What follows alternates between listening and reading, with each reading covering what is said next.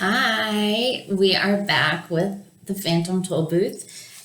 Today we are reading chapter 7. So if you remember, Milo and Talk are in a car that just kind of moved by itself, and they are headed to a royal banquet. What's called the Royal Banquet. Right this way. Follow us. Come along. Step lively. Here we go, they shouted, hopping from the wagon and bounding up the broad marble stairway.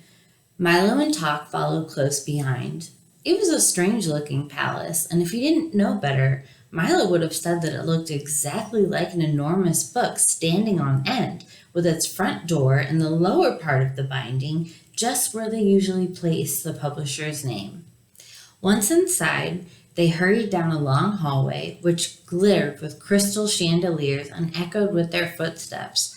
The walls and ceiling were covered with mirrors, whose reflections danced drizzily along with them, and the footmen bowed coldly.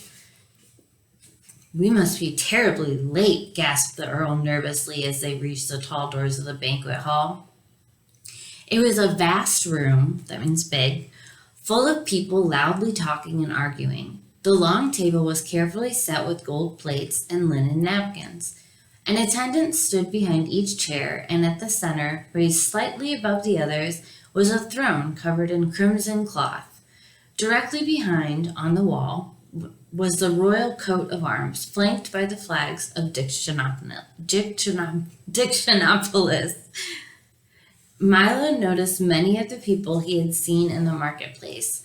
The letterman was busy explaining to an interested group the history of the W, and off in a corner the humbug and the spelling bee were arguing fiercely about nothing at all. Officer Shrift wandered through the crowd, suspiciously muttering, "Guilty, guilty, they're all guilty." And noticing Milo, he brightened visibly and commented in passing, "Is it 6 million years already?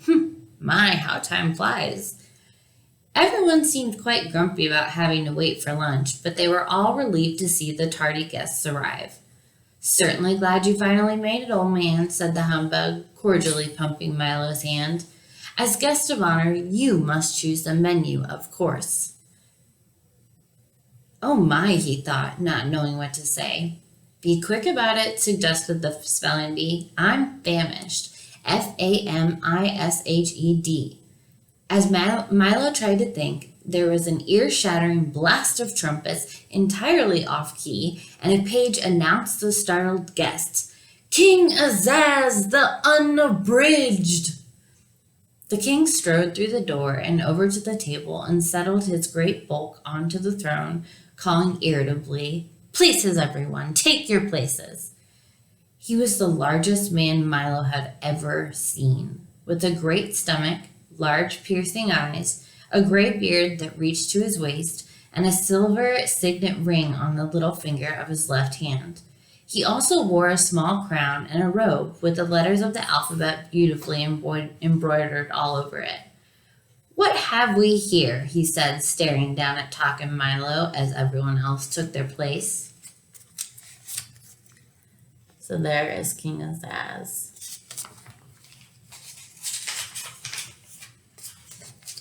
And here is everyone at the banquet.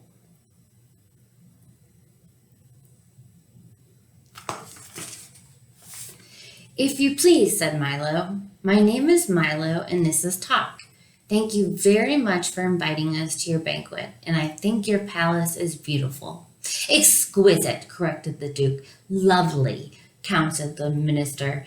"Handsome," recommended the Count. "Pretty," hinted the Earl. "Charming," submitted the Undersecretary. "Silence," suggested the King.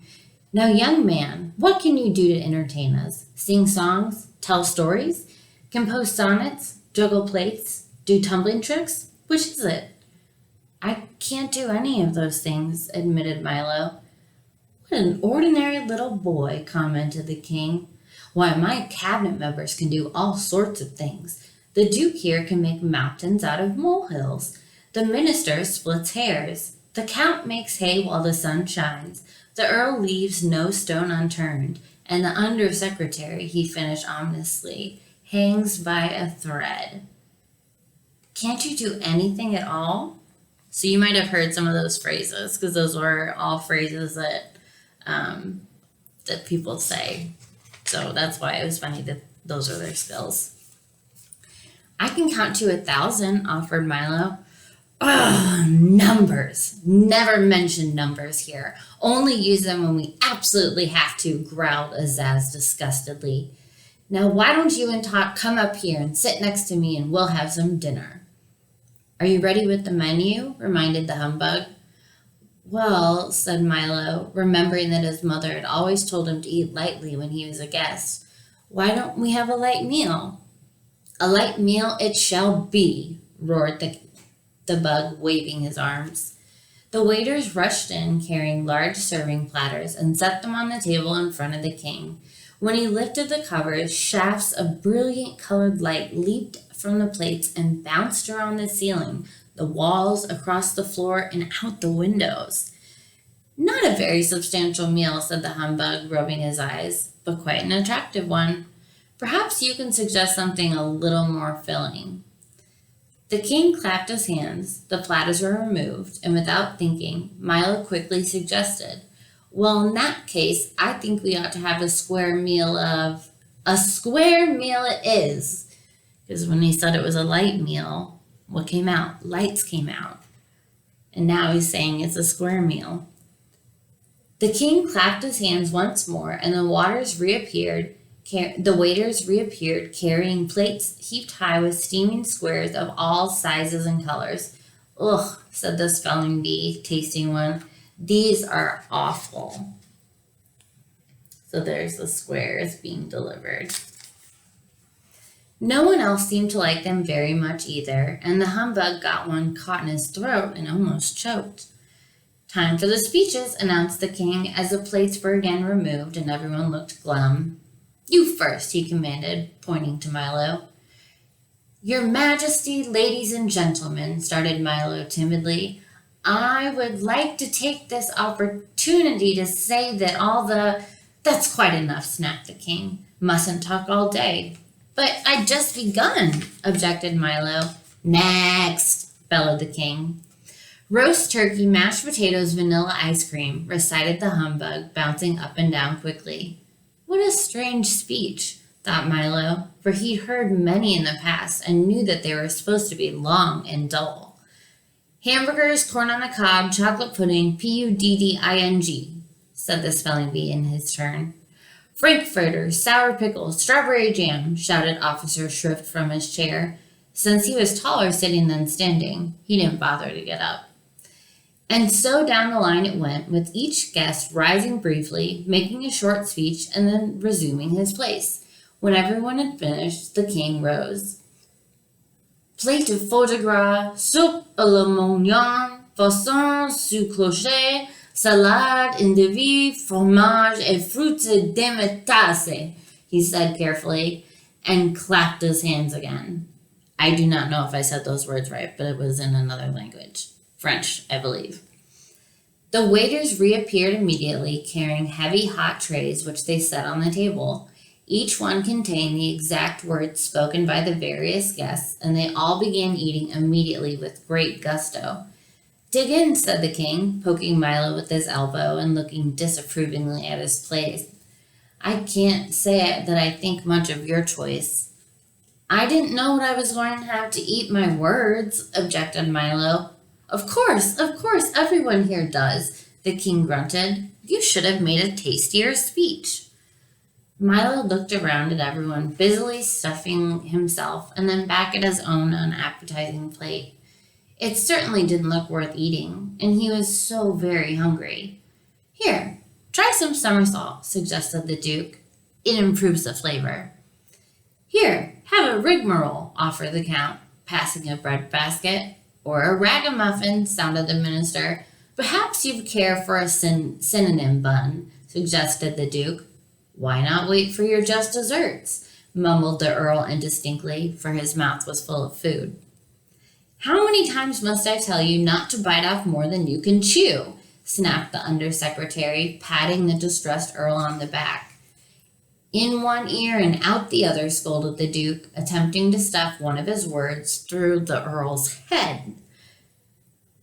If it isn't one thing, it's another, chided the minister. Out of the frying pan and into the fire, shouted the Count, burning himself badly. Well, you don't have to bite my head off, screamed the terrified Earl, and flew at the others in a rage. The 5 of them scuffled wildly under the table. Stop that at once, thundered Azaz, or I'll banish the lot of you. Sorry, excuse me, forgive us, pardon, regrets. They apologized in turn and sat down, glaring at each other. So that's when they got in their little fight on the floor. The rest of the meal was finished in silence until the king, wiping the gravy stains from his vest, called for dessert. Milo, who had not eaten anything, looked up eagerly. We're having a special treat today, said the king, as the delicious smells of homemade pastry filled the banquet hall. By royal command, the pastry chefs have worked all night in the half bakery to make sure that... The half bakery? Questioned Milo. Of course, the half bakery, snapped the king. Where do you think half-baked ideas come from? Now, please don't interrupt. By royal command, the pastry chefs have worked all night to... What's a half-baked idea? Asked Milo again. Will you be quiet? Growled Azaz angrily. But before he could begin again, 3 large serving carts were wheeled into the hall and everyone jumped up to help himself. They're very tasty, explained the humbug, but they don't always agree with you. Oh, here's one that's very good. He handed it to Milo, and through the icing and nuts, Milo saw that it said, "The earth is flat." People swallowed that one for years, commented the spelling bee, but it's not very popular these days. D-A-Y-S. He picked up a long one that stated, "The moon is made of green cheese," and hungrily bit off the part that said cheese. Now there's a half-baked idea. So what they're eating are all ideas that people have come up with before that we don't necessarily agree with. Like we know that the moon is not made of green cheese. Milo looked at the great assortment of cakes, which were being eaten almost as quickly as anyone could read them. The Count was munching contentedly on "It never rains, but it pours," and the king was busy slicing one that stated, "Night air is bad air." I wouldn't eat too many of those if I were you, advised Talk. They may look good, but you can get terribly sick of them. Don't worry, Milo replied. I'll just wrap one up for later. And he folded his napkin around. Everything happens for the best. And that is the end of chapter 7, my friends. I hope you enjoyed it. I will see you tomorrow with our next chapter. Bye.